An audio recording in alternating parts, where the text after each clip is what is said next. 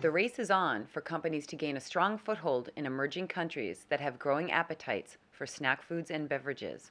One of the most enticing prospects is China, a market known perhaps as much for its complexity and diversity as for its potential. My name is Carol Wingard. I've been a partner with LEK Consulting now for close to 15 years. I'm one of the founding partners of the China practice. A leading global brand was targeting exponential growth. New levels of prosperity in urban and rural China were creating enormous growth opportunities. The company enlisted LEK Consulting to help it gain market share quickly in these hotly contested regions. The client hired us for a number of reasons. First, we've had really a long-standing practice in a couple of offices in China for many years and have a strong understanding of the retailing and consumer product landscape. In addition, I think we're quite adventurous, and this project required us to travel extensively in the hinterlands in China to gather the information, and we're quite good at rolling up our sleeves and getting involved in the action. A key challenge was making sense of China's diverse and rapidly changing retail landscape. The challenges that the client was facing actually are very good ones to have. It's really a question more of how to best take advantage of an opportunity, that of the rapidly growing consumer population in China. China is a land of opportunity, but it's also a land of complexity. LEK took a highly complex and diverse environment and mapped how specific markets perform today and how they are projected to evolve. The work scope encompassed all of China, actually, all of the provinces, but we focused most of our initial investigation on the two provinces, Jiangsu and Shandong province. The scope of our work, actually, what we did was look at two provinces, a number of cities to benchmark thousands of cities throughout China with a total population of well over twice that of North America. Teams from LEK's China offices segmented China's city markets into 4 primary socioeconomic tiers with multiple variations based on geography. In some parts of China, you have large trucks that might be carrying our clients' beverages and snack food products. In other locations, you have people delivering on motor scooters.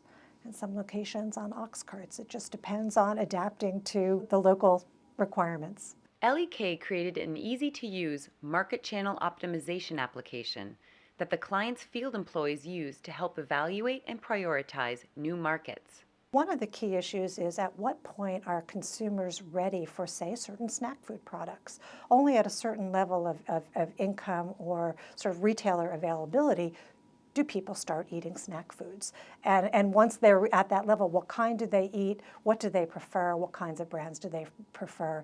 Those are some of the indicators that will help us understand when do we launch types of products. LEK articulated a detailed strategy to optimize distribution and sales opportunities for each market profile category. There's quite a big difference between a more developed city and a transitional city in terms of the amount of modern retail. How many Walmarts and Carrefours do they have as a distribution, as a retailing method versus the small mom and pops? The food and beverage company is seeing increased sales in China, especially in the tertiary markets. The company also continues to use LEK's application to gain insight into distribution models for new markets and maintain its leadership position throughout China.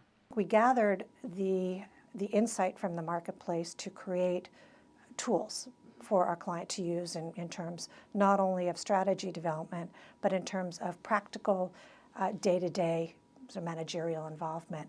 So we were able to turn over a working analytic tool to the regional sales and marketing directors that they could use in order to help them assess how they were performing in different cities, relative to what expectations might be.